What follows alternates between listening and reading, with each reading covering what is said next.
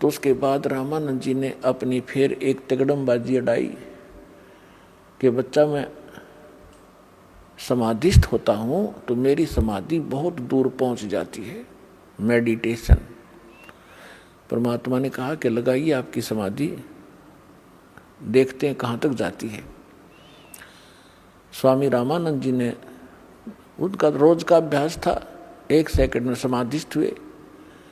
कहते हैं योग युक्त प्राणायाम कर जीता सकल शरीर, त्रिवेणी के घाट पर वो अटक रहे बलबीरे। त्रिवेणी के वहां जाकर 3 रास्ते हो जाते आगे चल के। अब जंगल के अंदर तो एक ही रास्ता विचलित, 2 ही रास्ते विचलित कर देते हैं। अननोन व्यक्ति को जो कभी पहले उधर ना गया हो, तो वहां जाके विचलित हो गए, खड़े हो गए। तो परमात्मा वहां दिखाई दिए कबीर साहब उसी उम्र में, एज में 5 वर्ष की आयु, और उनसे पूछा कि स्वामी जी अब कहाँ जाओगे। ये उन्होंने बताया कि तीनों रास्ते बंद हैं और ये रास्ते आपके लिए उस समय खुलेगा जिस लोक की, जिस इष्ट की आपने साधना कर रखी है, उस समय आपका ये रास्ता खुलेगा, लेफ्ट वाला। और ये एक सुरंग है, सीधा रास्ता है, गैलरी है। सबसे पहले उस गैलरी में सेक्रेटरीएट समझोइए, और वहाँ सबसे पहले धर्मराज का दरबार आएगा। वहाँ आपका अकाउंट लिया जाएगा और जिस भी इष्ट की आपने पूजा की है उसी लोक को आपको भेज दिया जाएगा। और जो राइट का रास्ता है ये अलग से एक स्थान है, 88,000 खेड़े बताए हैं, 88,000 द्वीप हैं ये। इनमें वो हंस भेजे जाते हैं जो ब्रह्म के साधक होते हैं और उनको अलग से राज्य दिया जाता है वहाँ का। और जो सामने वाला रास्ता ये ब्रह्मरंध्र है, ये सामने वाला रास्ता ये ब्रह्मरंध्र है। ये तुम्हारे किसी मंत्र से नहीं खुल सकता,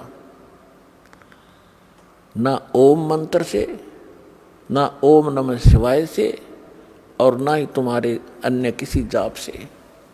ये खुलेगा मेरे सतनाम से, इस 2 अक्षर के नाम से, जो मेरे पास वो मंत्र है। रामानंद जी से कहा परमात्मा ने कि आप कोशिश करो अपने सब मंत्र जंतर जो आपने आज तक साधना की है। आपने तो 16 वर्ष की आयु में भक्ति स्टार्ट की थी, 104 वर्ष के हो गए, जो करना था कर लिया। अब प्रयोग करके देख लो आपकी वो साधना कितनी सफल है, सक्षम है। अब रामानंद जी ने सारे जंतर मंत्र कर लिया, वो गेट ना खुला। तो परमात्मा ने कहा मैं खोलूं। श्वास सिमरण किया मालिक ने। वो तो परमात्मा थे लेकिन हमारे लिए संदेश छोड़ गए कि आपको जो मंत्र दिया सतनाम का ये एक अनमोल और बहुत पावरफुल है। परमात्मा ने सिमरण किया, सामने का वो बजर कपाट खुल गए। तब रामानंद जी को परमात्मा उसके अंदर से आगे लेकर गए। जिस ब्रह्म को आप निराकार बताते थे, ये सामने बैठा परमात्मा ने दिखा कि वो बैठा, देखो ये है वो तेरा महाशिव। इसको महाविष्णु भी कहते हो, माँ ब्रह्मा भी कहते हो। ये ब्रह्मा विष्णु महेश का पिता है। और ये काल है 1 लाख मानव शरीरधारी प्राणियों को नित खाता है। तुम्हारे को मूर्ख बना के यहाँ फंसा रखा है इसने स्वार्थवश। आपसे संतानों उत्पत्ति करवाता और खाता ये है जैसे कसाई बकरे पालता है, उनकी कितनी केयर टेक करता है, कितनी संभाल करता है। नर और मादा उनको छोड़ देता है इकट्ठे करके, वो समय आने पर संतानों उत्पत्ति करते हैं। और खाता कसाई है या उसको अपने स्वार्थवश बेचता है। यही स्थिति तुम्हारे इस ब्रह्म की है, परमात्मा ने बताया। अब रामानंद जी सब देख रहे हैं, सुन रहे हैं। फिर परमेश्वर उनको 11वें द्वार से पार किया जिसमें अक्षर पुरुष का लोक प्रारंभ होता है। अक्षर पुरुष के सत्संग ब्रह्मांडों को पार करके परमात्मा पहुंचे 12वें द्वार पर, जहां भंवर गुफा है, और उसको पार करके सतलोक में प्रवेश किया। वहां जाकर क्या देखा रामानंद जी ने कि परमात्मा सत्य पुरुष सिंहासन पर विराजमान है, तख्त के ऊपर, सिर पे चौर, सिर पे छत्र है, एक मुकुट है सफेद, और एक बहुत बड़े मंदिर नुमा गुम्बज के अंदर उसके सेंटर में परमात्मा विराजमान है। उनके एक रोमकूप में करोड़ सूर्य मिला दे करोड़ चंद्रमा, ऐसी रोशनी उनकी छवि परमात्मा की है।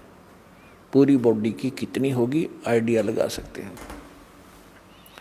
कबीर साहब 5 वर्ष के बालक के रूप में चंवर उठाया जो वहाँ रखा था, और जो सिंहासन पर बैठे थे परमात्मा उस पर चंवर करने लगे, जैसे एक सेवक यहाँ गुरुजी पर करते हैं, ऐसे कर रहा था।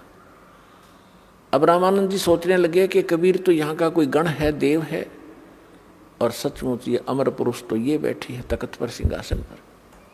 इतने में क्या हुआ, अमर पुरुष दिखाई दे रहे थे, वो खड़े हुए और 5 वर्ष के बालक को करबद्ध होकर संकेत किया कि बैठो भगवान, ग्रहण करो अपना सिंहासन। जब कबीर साहब उस सिंहासन के ऊपर उछल कर बैठे और चंवर वो परमात्मा करने लगे, उस बालक जो अनंत कोट ब्रह्मांड के सिंहासन पर बच्चे रूप में परमात्मा विराजमान हुए, कबीर जी। अब वो वयोवृद्ध स्वामी रामानंद जी कंफ्यूज हो गया कि भगवान कौन सा फिर इनमें। इतने मोते जो मैं शरीर जो परमात्मा मान रहे थे रामानंद जी, वो 5 वर्ष के बालक में समा गए। अकेले कबीर परमात्मा 5 वर्ष के बालक अनंत कोट ब्रह्मांड के कंट्रोलर के सिंहासन पर विराजमान थे।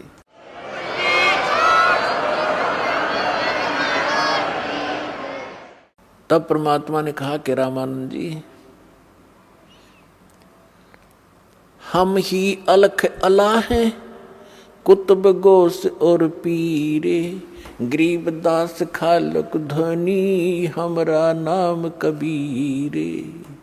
ए स्वामी सृष्टा में सृष्टि हमारे तीरे, दास गरीब अधर बसू हूँ अवगत सत कबीर।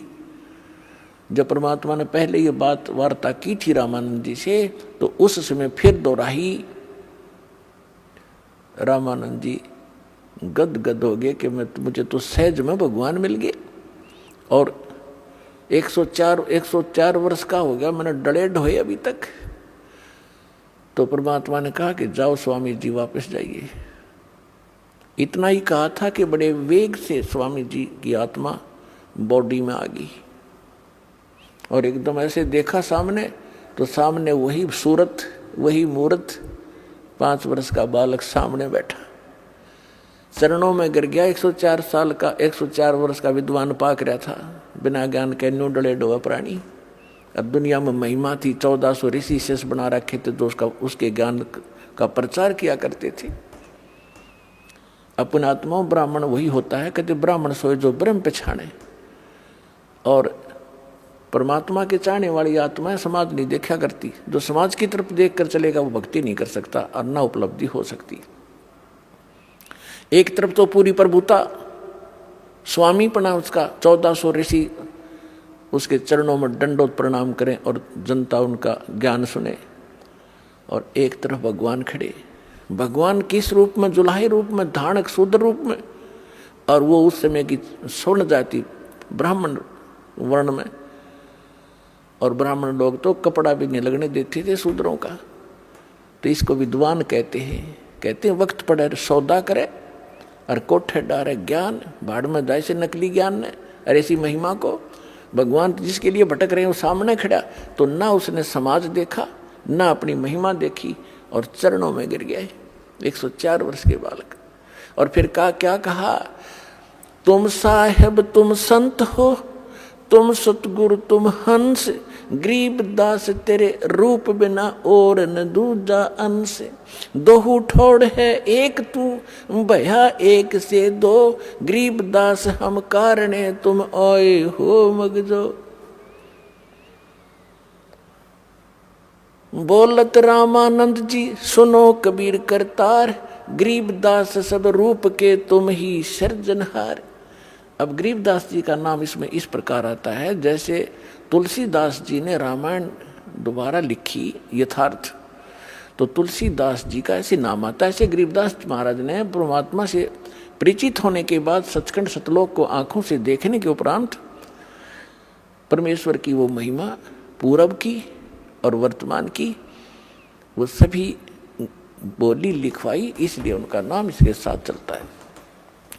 तो दास ये कहना चाह रहा था कि परमात्मा एक अच्छे, रामानंद जी कहते तुम साहेब तुम संत हो, तुम सतगुरु तुम हंस, तुम साहेब, परमात्मा तो आप हो ही हो, अब तो स्पष्ट हो गया, और तुम सतगुरु भी आप ही हो, सच्चा ज्ञान आपके पास है। सतगुरु अपनात्मा, सतगुरु की जो परिभाषा होती है उससे हम अपरिचित थे। हम किसी ऐसे अरे खैरे कर सतगुरु लगा लेते थे, ये सतगुरु, अर्जुन को ज्ञान कख भी नहीं, सतगुरु वैसे ही होते हैं। तो यहाँ रामानंद जी कहते हैं आप हो सतगुरु, जगत गुरु। जगत गुरु का अर्थ ये होता है कि पूरे विश्व को यथार्थ ज्ञान देने वाला, सक्षम, देने में सक्षम हो, उसको जगत गुरु कहते हैं। तो यहाँ रामानंद जी कहते तुम साहेब तुम परमात्मा हो, तुम सतगुरु, और तुम साहेब तुम संत, आप संत भी आप ही हो, और एक हंस के अंदर जो भक्त में जो गुण होते हैं, होने चाहिए मालिक, वो भी आप ही में है। अपने आप को परमात्मा दास कहा करते थे, कबीर दास, कबीर दास, और अधीन रहा करते थे। कोई बुरा कहता था, भला कहता था, कभी किसी से अक्षुब्ध नहीं होते थे। तो कहने का भाव है दास का कि परमात्मा अपने आप पर ही सभी वाणी बोलकर हम भोली आत्माओं को समझाना चाहते थे